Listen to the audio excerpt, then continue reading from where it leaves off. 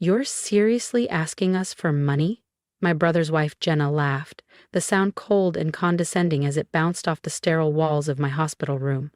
We've got our own bills, inflation is insane, and the twins need new phones. She stood there in a sleek beige coat, acrylic nails tapping on her Apple Watch, while I lay in bed recovering from unexpected intestinal surgery. Jenna, I said softly, trying to steady my breath, you and Ethan lived in my condo rent-free for 5 years. I just need a little help with the medical bills, that's all. Her eyes narrowed, lips curling. Ugh, are we really bringing up the condo again? You act like we didn't take care of it. That counts for something. This isn't our problem, Rachel. My name is Rachel Lynn, and at 39 I was learning that family support isn't always mutual. Back in 2019, when Ethan's startup imploded and they were suddenly jobless with 2 toddlers, I took them in. I was a software developer with a solid income and had just bought a 2-bedroom condo in Seattle. It'll just be 6 months, Ethan had said. It turned into half a decade. Now, lying in the hospital with my savings drained from multiple procedures, I was met with indifference. The twins need new phones? I echoed, stunned. Jenna shrugged. Don't be dramatic. You've always been the smart one. You'll figure it out. And Ethan's got something big brewing again, she added. Right. Another business venture. I'd lost count of how many had crashed and burned. You should have planned better, Jenna said, snapping a selfie before glancing at the time. Anyway, I've got to run. The contractor's coming to check out the kitchen. We're thinking of opening up the space a bit. My stomach churned, not from the surgery. That kitchen is ancient, Jenna had sniffed. The decorator says it's ruining our whole social media vibe. I winced as I tried to sit up, pain flaring in my abdomen. Jenna, you can't remodel my condo without permission. You're not even paying rent. She gave me a tilted smile, too casual. Yeah, about that, let's talk when you're feeling better. Rest up, Rach. With that, she swayed out of the hospital room, trailing behind a cloud of citrus perfume and a sense of mounting dread. That evening, my best friend Naomi dropped by. Unlike Jenna, she came bearing actual homemade ramen and concern instead of condescension. When I told her about Jenna's remodeling comment, her expression turned from shocked to suspicious. Rachel, something's off, Naomi said, pulling out her tablet. As a real estate lawyer, she had access to things I didn't. Have you checked your property records lately? I blinked. No. Why would I? I've owned that place for 10 years. Her fingers moved quickly across the screen, eyes narrowing. When's the last time you actually saw your deed? I hesitated. It was in my filing cabinet, in the home office. My voice trailed off. The same home office that Jenna's oldest had converted into a makeshift bedroom. The same cabinet I hadn't touched in months because the twins had turned the space into a study zone. Naomi spun her screen around. My blood went cold. It was my condo, except the ownership had changed. A transfer had been filed 3 months ago, right around the time I first fell ill. This can't be real, I whispered. I never signed anything. Are you sure? Naomi asked gently. My mind raced. Jenna handing me papers to sign, real quick, always smiling, always in a rush. I looked at Naomi. She played me. Naomi nodded. We're calling in Marcus from fraud, but quietly. If this is what I think it is, we need to be careful. And for the first time in weeks, I felt something stronger than fear. Determination. Maybe it was the meds, or maybe it was that strange clarity that hits when you finally pull the mask off years of manipulation. Tell me what to do, I said quietly. Over the next few days while I recovered in the hospital, Naomi and Marcus built a case. They discovered a string of shady documents, each conveniently filed during the peaks of my medical crises. Jenna had clearly been planning this for months, maybe longer. The signatures are close, Marcus explained during one visit, but there are clear inconsistencies, slanted letters, odd spacing. It's not you. He tapped a line on one of the PDFs. And this notary stamp belongs to someone whose license was revoked 6 months ago. Sloppy work. They didn't think you'd ever look. I thought of Jenna's smirk when she mentioned the remodel, the way she brushed off my questions like I was a nuisance, not the owner. She thought I was too nice, too trusting, too broken to fight back. What's next? I asked. Naomi leaned in, her eyes blazing. We document everything: unauthorized changes, false signatures, any weird conversations. When you're stronger, we make our move. I glance at the stack of hospital bills on the tray table, and in the meantime, Naomi gave me a sly smile. We let them think they've won. I was discharged a week later thanks to a payment plan I scraped together. Jenna didn't offer to pick me up. She was too busy bossing around her decorator. Naomi drove me back, but the sight that met us made my chest tighten. My once pristine craftsman condo looked like a construction zone. Lumber, insulation, and tile samples were everywhere. Through the window, I saw the workers gutting the vintage cabinets I'd restored by hand. Jenna stood in the driveway, directing like a reality show host. "Oh, you're back," she chirped. "Perfect timing. We're going for a full kitchen transformation. Great social media potential." I leaned on Naomi's arm, partly from fatigue, partly to keep myself from lunging at her. "Jenna, this is my home. You can't—" "Actually," she interrupted, all saccharine sweetness, "it's our home now. Don't you remember? You signed it over, a generous gift, after everything we've been through." "Really, Rachel?" she added. "The meds must be clouding your memory." Her husband Ethan appeared at the doorway, silent, as always. "And since this is our house now," she continued, "we think it's best if you recover elsewhere. All this noise can't be good for your health. Naomi has space, right?"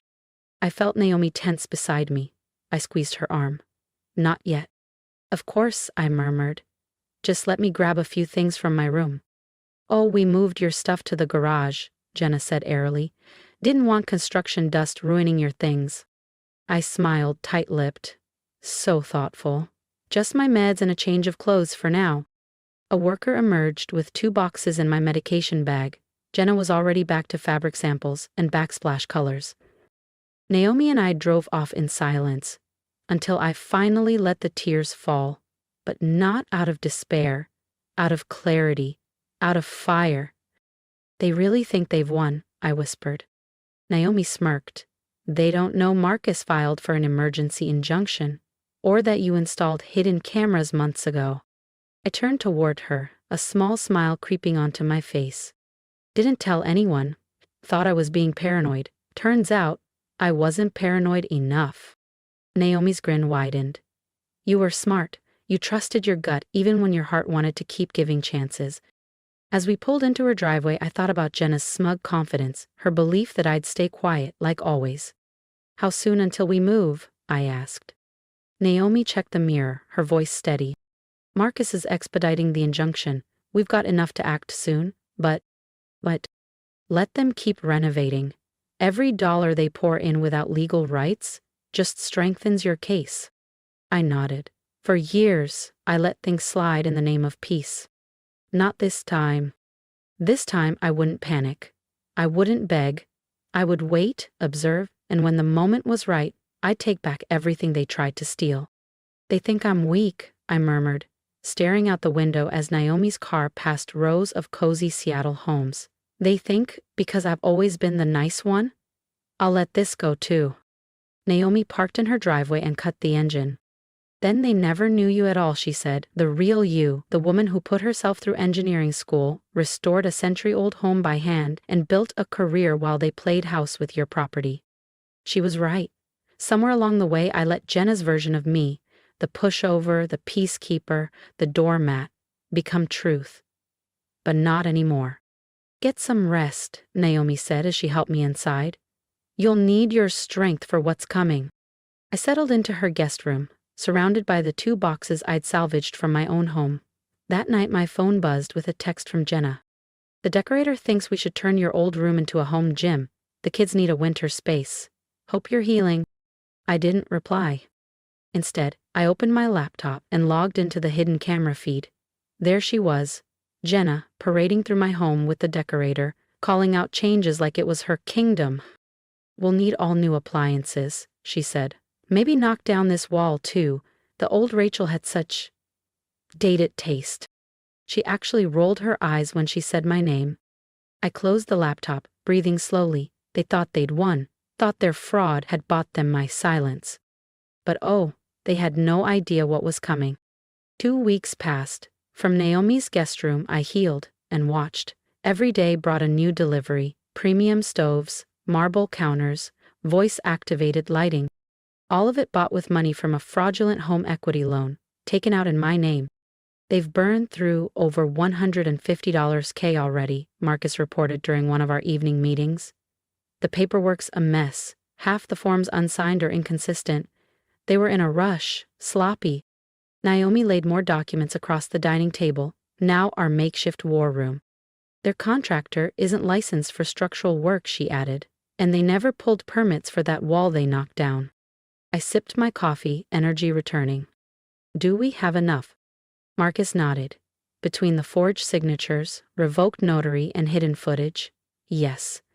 We could file tomorrow. But, Naomi smirked, let's give them just a little more rope. The more they do without legal ownership, the deeper they bury themselves. Every unauthorized dollar they spent was building my case. Just then, another text pinged on my phone. The new kitchen is amazing. My followers are loving the reno. When are you grabbing the rest of your stuff from the garage? Kids need space for their gaming setup. I showed it to Naomi and Marcus. They're about to dump my things, aren't they? Naomi's jaw tightened. Not if I can help it. I'll send my brother Tom with a truck tomorrow. He can pretend he's from a junk removal service. That night, I watched more footage. Jenna was live streaming from my kitchen. This space was a disaster before, she gushed to her followers. The previous owner had no sense of style, but look at it now. Mike appeared behind her, face tense. Maybe don't post so much. What if Rachel sees? Jenna laughed, the same cruel laugh from my hospital bed. Please, she's probably still crying at Naomi's place. Besides, it's ours now. She can't prove anything. I closed the laptop and smiled. The next morning, Tom arrived with his truck. Through the cameras, I watched Jenna wave dismissively toward the garage. Take whatever, she said. It's all junk anyway. Perfect. Let them throw away the evidence. We were already collecting justice. But it wasn't junk. It was my life. Photo albums. My grandfather's antique drafting table. The quilt my mom had stitched before she passed. Tom loaded each item with care, treating my memories with more respect in an hour than my own family had in 5 years. Your stuff's safe, he texted me. We got it all before they could toss anything. You wouldn't believe what Jenna was saying. Oh, but I would. I'd spent most of my adult life believing her cruelty was just her way. That family meant tolerating the intolerable. That evening, Naomi sat beside me with a glass of wine and an update. Contractors say they'll finish the major renovations next week. Jenna's planning some massive reveal party. All her influencer friends are invited. I scrolled through Jenna's social media. Video tours. Hashtagged captions. Dream home. Total transformation. From drab to fab. She was using my stolen home as a stage to build her brand. Let her have the party, I said quietly. Marcus looked up. You sure? We could act now, shut this whole thing down before she goes public. I shook my head slowly. I want her to reach the peak of her delusion. Let everyone see what she built on a lie. Naomi smiled. For someone they think is weak, you've got a cold streak. I'm an engineer, I reminded her. I know how to calculate collapse. That night I couldn't sleep. Jenna's words from the hospital echoed. You're always throwing that in our faces. As if my generosity had been a weapon. As if letting them live rent-free in my home was a burden I should apologize for. And Mike? Always silent, always complicit. His name was on the fake documents too. He wasn't innocent. Just a different kind of weak. My phone lit up again. Parties next Saturday, you should come. Might not even recognize the place. We finally brought it into this century.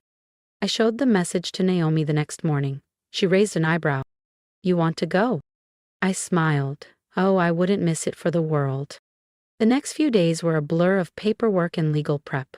Marcus pulled the final loan records, proving they'd borrowed against my property without consent. Naomi drafted court documents, restraining orders, fraud charges, the injunction. Meanwhile, I watched the circus unfold through my hidden cameras. Jenna brought in caterers, a photographer, even a florist. This is going to launch me, she told Mike in my kitchen. Finally, I get out from under Rachel's shadow. Mike shifted awkwardly. Maybe we should have just asked her to sell it legally. Jenna scoffed. Please. She never would let go of it. She loved being the one who rescued us. Then she smirked. Well, guess who needs rescuing now? I closed my laptop, her voice still echoing. I had never tried to overshadow her. I had only ever tried to help. That evening, Naomi brought me tea. You ready for tomorrow? I nodded. I used to think kindness made me weak, that family meant giving without limits. Naomi sat beside me. And now? Now I know strength is standing up for yourself, even when it's against the people who should have stood up for you. The day of the party arrived. Clear skies, warm sun, perfect for a fall of epic proportions. From Naomi's car, parked a few houses down, I watched everything through the cameras. Jenna was in full glam mode, greeting influencers and live streaming from my front porch. Welcome to our fully renovated dream home, she beamed, from disaster to designer chic. Marcus checked his watch. Sheriff's team is ready, just say the word. Through the feed, I saw guests snapping selfies in front of my demolished kitchen, clinking glasses under my antique beams. Naomi leaned forward. They have no idea, they're recording their own downfall. I watched Jenna raise her champagne. Cheers to our fresh start. Not quite, I whispered. And I gave Marcus the signal. When we first moved in with my sister, this place was so outdated. Jenna beamed, raising her champagne glass to the crowd. But sometimes life hands you unexpected opportunities. And now, total transformation. An influencer's dream. That was our cue. I pulled out my phone and texted one word to Marcus. Now, within minutes, the quiet street exploded with flashing lights. Police cars and sheriff's vehicles surrounded the house. Through the hidden camera feed, I watched confusion ripple across the crowd as uniformed officers entered from both the front and back doors. Jenna Lynn? A firm voice cut through the noise. We have a warrant regarding fraudulent property transfer and unauthorized equity loans. Her champagne glass slipped from her hand, shattering across the hardwood floor she had installed, without permits. This is ridiculous, she shouted. This is our house, we have paperwork. Fraudulent paperwork, Marcus said as he stepped forward, holding a thick folder full of forged signatures and a revoked notary stamp. That's when Naomi and I walked in. Phones turned. People gasped. Jenna froze. Hello, sis, I said calmly, surveying the party. Nice turnout. Rachel? Her voice cracked. What are you doing here? You can't. Actually, I interrupted, I can, because this is my house. Always has been. And I have all the proof. Every forged document, every illegal loan, every text and conversation recorded. Mike, pale and trembling, stepped forward. We can explain. You already did, I cut him off. To the cameras. Every time you joked about tricking me while I was sick, it's all there. Jenna's carefully curated world collapsed in real time. Her followers' phones were still up, still streaming. Are they being arrested? One influencer asked. Property fraud is serious, Marcus replied loudly. Ad forgery, illegal loans, and unlicensed construction? Yeah, they're being arrested. As officers cuffed Jenna and Mike, I saw the horror dawn on her face. This wasn't just a takedown. It was public.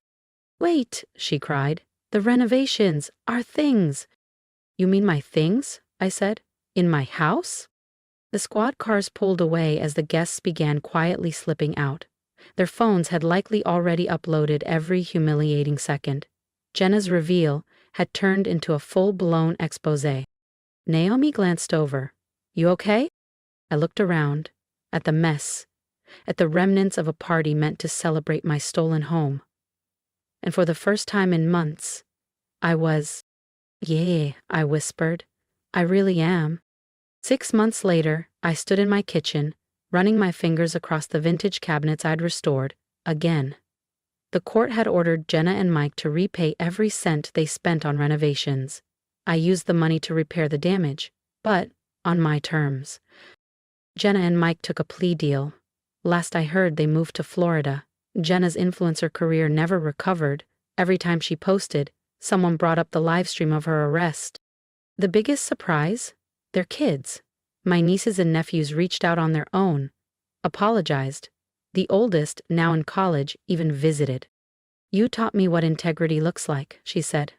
One quiet morning, Naomi joined me for coffee. This place looks better than ever, she smiled. It feels better, I replied, pouring from the vintage coffee pot her brother had saved from the garage. Later that day, Marcus stopped by with a grin. The last of the fraudulent loans is cleared. Your credit's not just restored, it's better than before. Thank you, I said. Both of you. I couldn't have done this alone. Naomi laughed. You installed the cameras, you kept the records, you played the long game, you did the hard part. I looked around. The medical bills were gone, my health had stabilized, and so had something inside me. Because now I knew, family isn't about blood, it's about loyalty, truth, support, the people who lift you up instead of tearing you down. I raised my coffee mug to happy endings, not because everything is perfect, but because we earned them. Naomi and Marcus raised theirs too. In that moment, in my reclaimed home, I finally knew. This is what family really looks like. If my story resonated with you, I'd love to hear from you. Leave a comment. What would you have done in my shoes? What would you say to someone who's been betrayed by family? Your voice matters, and your support reminds people like me that we're not alone. If you believe in justice and standing up for what's right, help me spread this message. Share this video. Let's show the world that the quiet, kind ones have power too. To anyone out there struggling with betrayal, manipulation, or being constantly overlooked, please hear this. Your kindness is not a weakness. You are allowed to protect your boundaries. You're allowed to say enough. Don't wait for others to recognize your value. Start valuing yourself. Document, plan, breathe, and move smart. You don't have to be loud to be strong. You just have to be sure of your worth. And remember, real family isn't just about blood. It's about who shows up, who respects you, and who celebrates your strength instead of exploiting it. Choose those people. And if you haven't found them yet, keep going. I found mine in the most unexpected places, and so will you. Let's support each other in the comments, encourage each other, and build a space where strength and kindness can coexist. You've got this, and I've got your back.